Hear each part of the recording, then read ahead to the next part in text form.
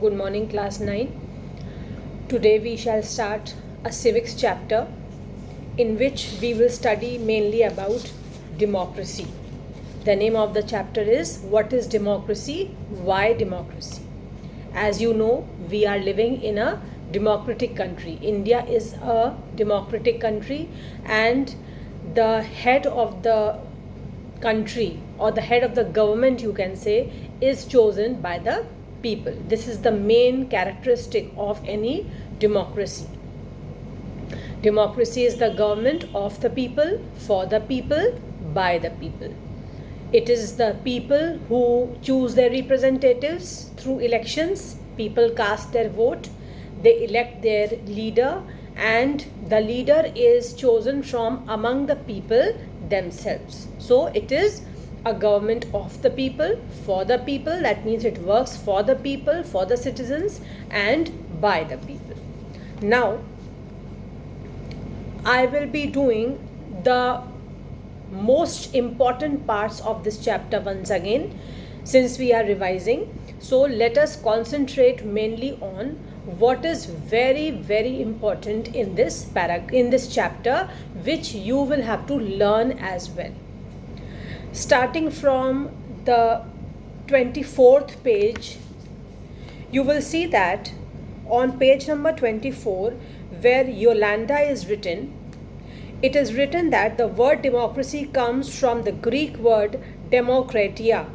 In Greek, demos means people and kratia means rule. So democracy is rule by the people. Mark this, underline this, because this you will have to learn. It can come in a 1-mark question. From where has the word democracy come from? So you will write that the word democracy comes from a Greek word demokratia. In Greek, demos means people and kratia means rule. So democracy is the rule by the people. Everything you will have to write in the answer. So mark this and learn it. Now, in the next column of the same page, where it is written a simple definition. See, the definition or the explanation of democracy is written in bold black color. Democracy is a form of government in which the rulers are elected by the people. This is also an important definition of democracy which you should learn by heart. Democracy is a form of government in which the rulers are elected by the people. As I just said in the starting, that we the people choose our leaders by voting. That is why it is called a democracy. The rulers are chosen by the people. Now come to the next page. In the second paragraph, you must underline the second line. It reminds us that democracy is people's rule. Although it is one and the same thing, but you must underline democracy is called people's rule because it is the people who elect their rulers. Then come to the next page. Now the main part of the chapter begins. Features of democracy. In features of democracy, let us see what all things are very, very important, which you must learn and you should know. We have started with a simple definition that democracy is a form of government in which the rulers are elected by the people. This raises many questions. Who are the rulers in this definition? What kind of election constitutes a democratic election? Who are the people who can elect the rulers or get elected as rulers? Finally, what kind of form of government is democracy? Let us consider each of these questions with the help of some examples. Now, here I am not going to read out all the examples for you. The examples of different countries are mentioned in this first column. Major decisions by elected leaders. There is no need for you to learn this also. Just give it a reading once again. And now come to the next page. On the next page, I am reading some of the important things on page 27. I am reading the first column, second paragraph. There are many reasons why Pakistan under General Musharraf should be called a democracy. Let us focus on one of these.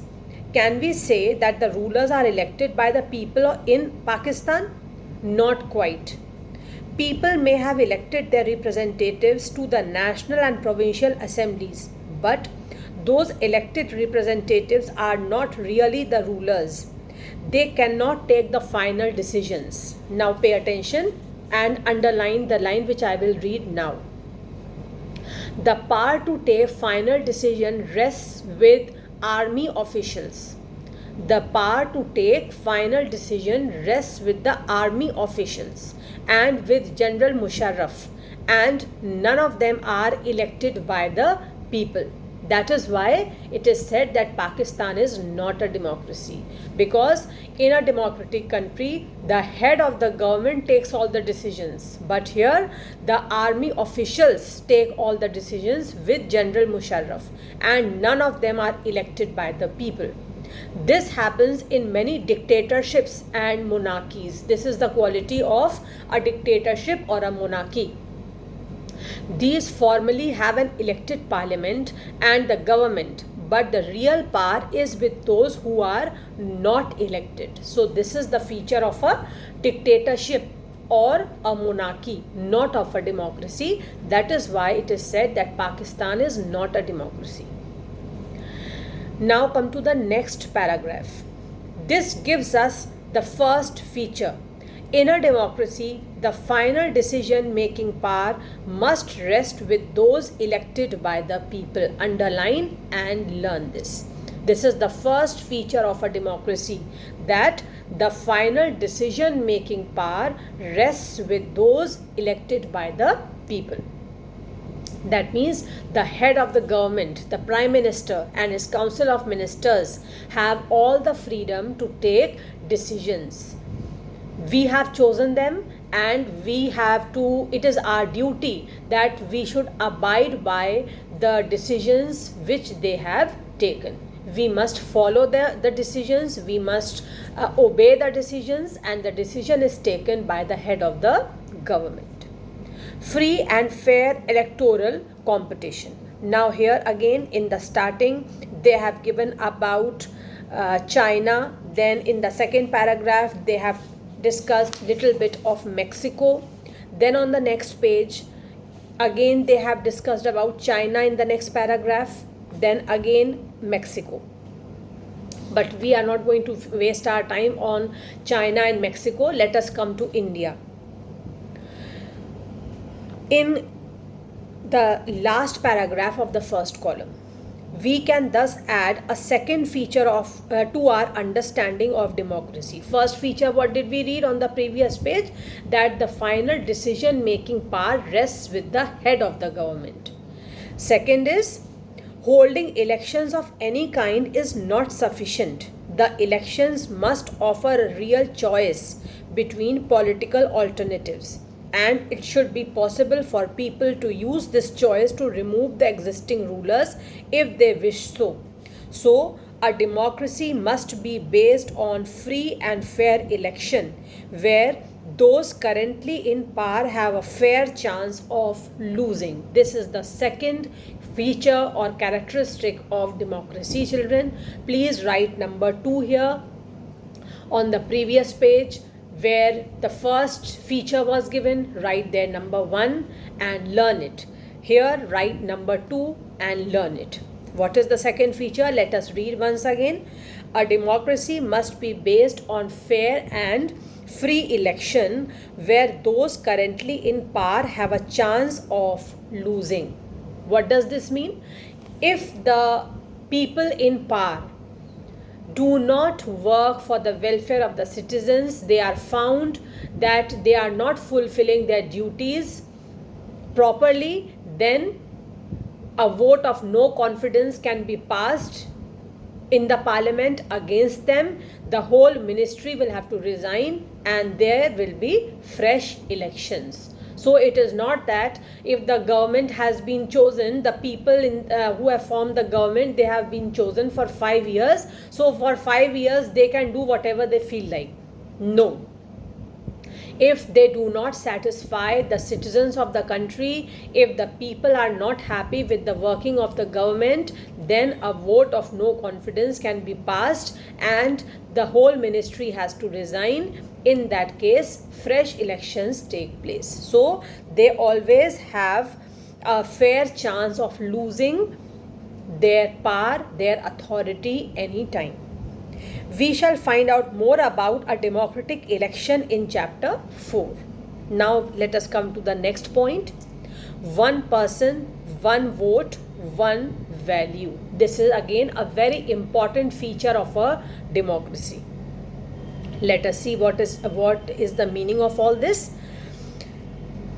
In the first paragraph, last line, there are many instances of denial of equal right to vote. Now, here I am quickly reading some of the countries where equal right to vote is denied.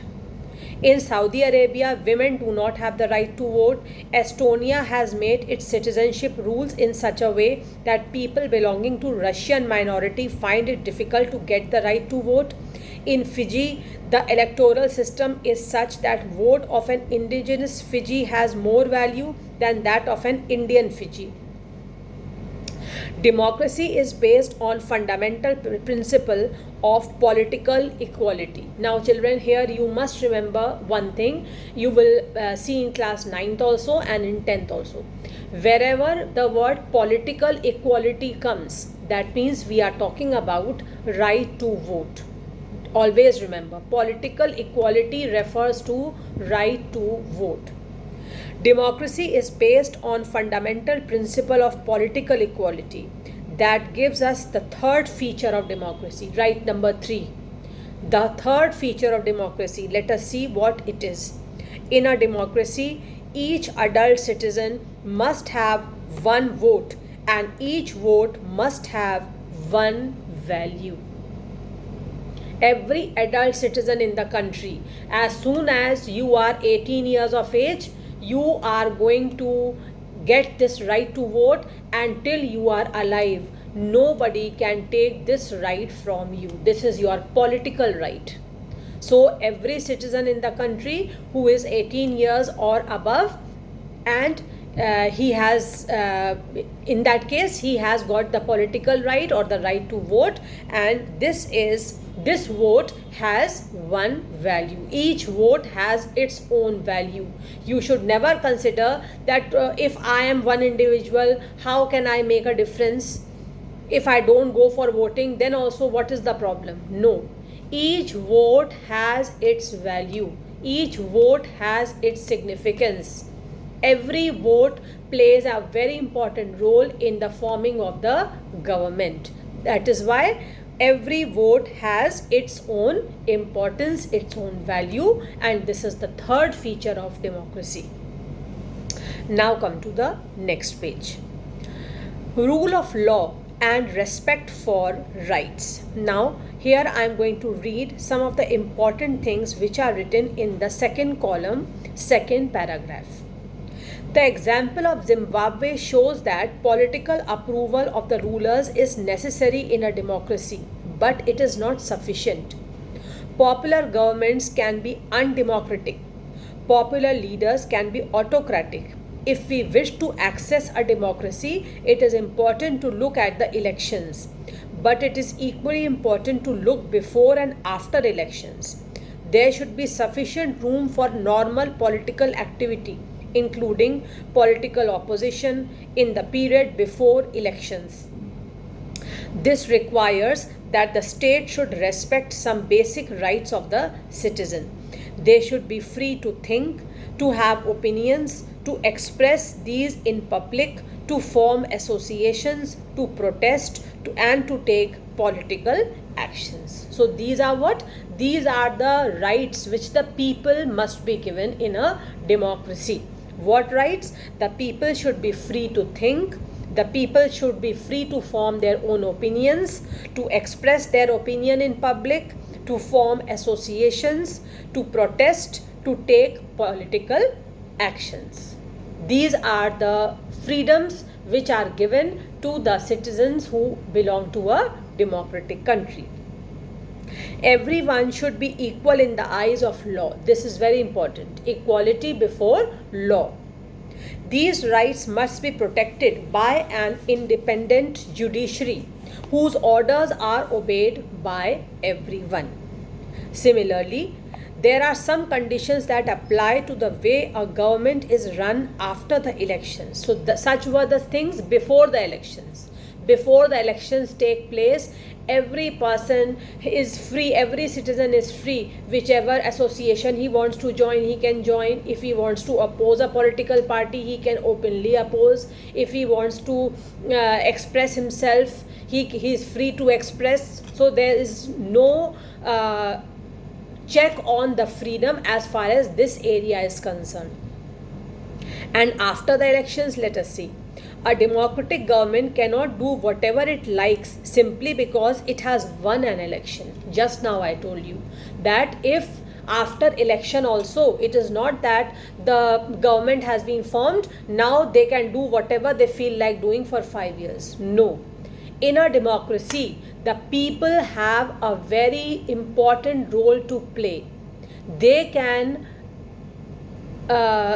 remove the government also, and again fresh elections can take place. So it is not that once the people are chosen, once the government has been formed, now it can do according to their own wishes for 5 years. No. It has to respect the basic rules which are made for the welfare of the countrymen. In particular, it has to respect some guarantees to the minorities. Every major decision has to go through a series of consultations. Every office bearer has certain rights and responsibilities assigned by the Constitution and the law. Each of these is accountable not only to people but also to other independent officials.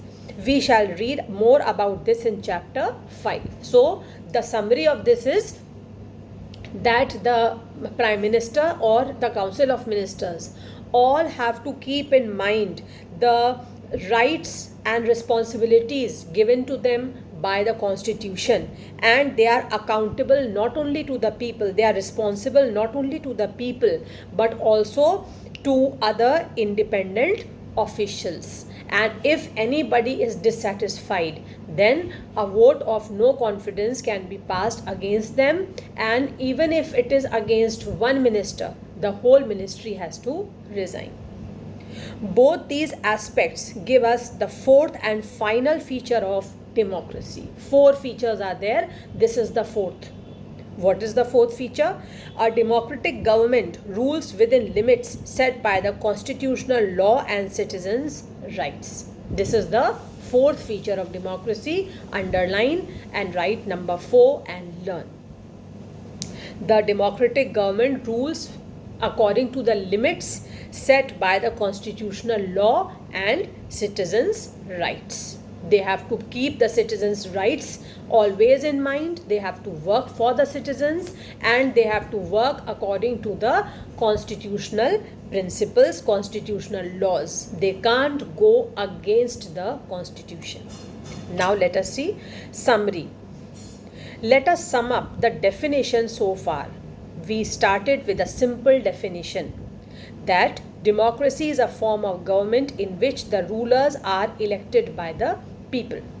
We found that this definition was not adequate unless we explained some of the key words used in it. Through a series of examples, we worked out 4 features of democracy as a form of government. Accordingly, democracy is a form of government in which, now this also children you have to learn. This is very important. All this you must mark and learn it. A democracy is a form of government in which rulers elected by the people take all major decisions. Elections offer a choice and fair opportunity to the people to change the current rulers. This choice and opportunity is available to all the people on an equal basis. The exercise of this choice leads to a government limited by basic rules of the Constitution and citizens' rights. So whatever we have studied till now, the 4 features, they have been summarized here in the form of these 4 points. So learn this also. Now come to the next heading. Why democracy? We are not going to waste our time on reading all this conversation. This is just an example given, 31 page number. We will not do this. Come to page 32. Now this is a very important heading. Arguments against democracy and arguments for democracy. Whatever arguments are written here against democracy, you can see 1, 2, 3, 4, 5, 6 arguments are given. Learn them by heart. It is a very important question for the exam.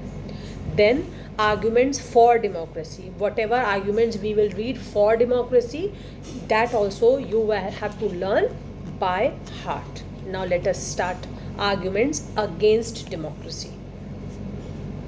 This conversation has most of the arguments that we routinely hear against democracy. Let us go over some of these arguments. Leaders keep changing in democracy. This leads to instability. Or you can say arguments against democracy can also be asked demerits of democracy.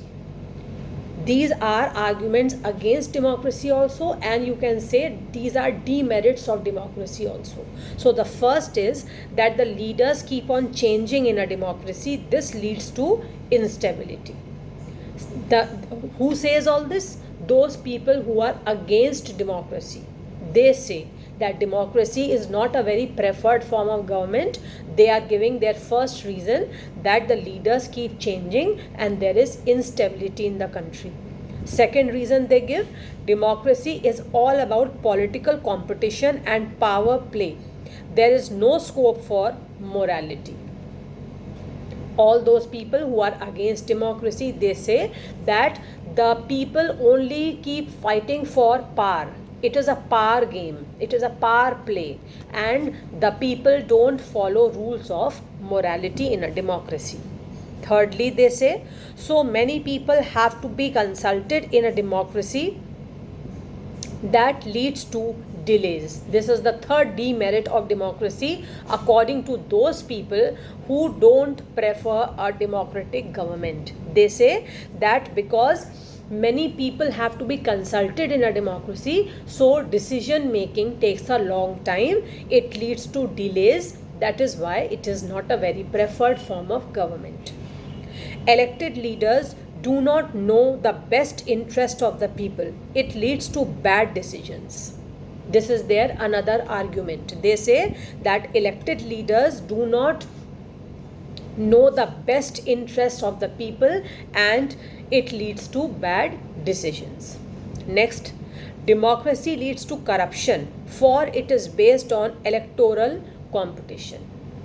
Just now we have read that according to these people who are against democracy, they say that democracy is a power game. It's a power play and there is no room for morality. Similarly, they say that in order to win the electoral competition, in order to win the election, they are also ready to do any type of corruption. They get involved in corruption also. So according to them, democracy leads to corruption, for it is based on electoral competition. Ordinary people don't know what is good for them. They should not decide anything. This is the last argument which they give. They say that ordinary people don't know what is good for them. So this right that they should choose their representatives, this right should not be given to ordinary people. They should not decide anything. They should not decide who should be their ruler, who should form the government, etc. So these 6 arguments against democracy are demerits of democracy also according to those people who are not in favor of democracy. So these 6 points you have to learn by heart. Now let us proceed. Are there some arguments against democracy that you can think of? Which of these arguments applies mainly to democracy? Which of these can apply to misuse of any form of government? Which of these do you agree with? clearly, democracy is not a magical solution for all problems. It has not ended poverty in our country and in other parts of the world. Democracy is a form of government only ensures that people take their own decisions. This does not guarantee that their decisions will be good. People can make mistakes. Involving people in decisions does not lead to delays in decision making. It is also true that democracy leads to frequent changes in leadership. Sometimes this can set back big decisions and affect the government's efficiency. These arguments show that democracy is of a kind we see may not be the ideal form of government, but that is not a question we face in real life. The real question we face is different. Is democracy better than other forms of government that are there for us to choose from? So this is the main thing we have to ask ourselves, that is democracy better or other forms of government like monarchy or dictatorship, are they better? Now let us see arguments for democracy. Now for democracy, children, come to the next page. Third line, I am starting from the third line. The existence of democracy in India made the Indian government respond to food scarcity in a way that the Chinese government did not. They point out that no large-scale famine has ever taken place in an independent and democratic country. If China too had multi-party elections, an opposition party and a press free to criticize the government, then so many people may not have died in the famine. This example brings out one of the reasons why democracy is considered the best form of government. Democracy is better than any other form of government in responding to the needs of the people. This you should underline. A non-democratic government may and can respond to people's need, but it all depends on the wishes of the people who rule.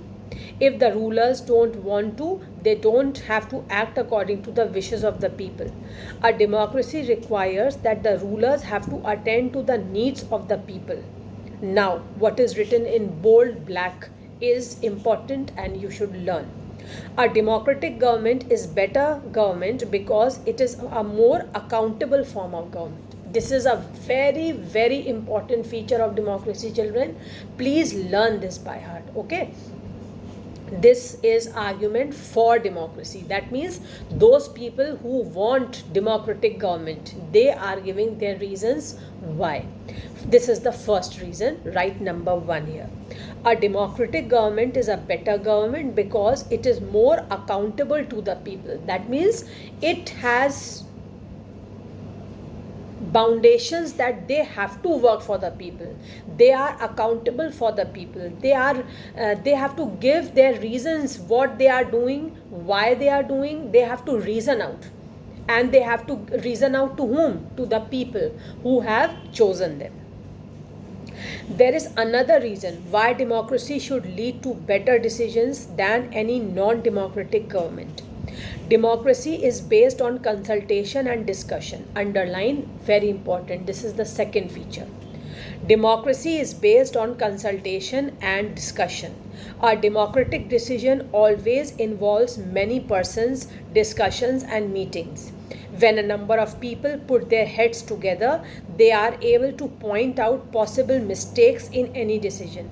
This takes time, but there is a big advantage in taking time over important decisions. Keep on underlining. This is all is under the second point.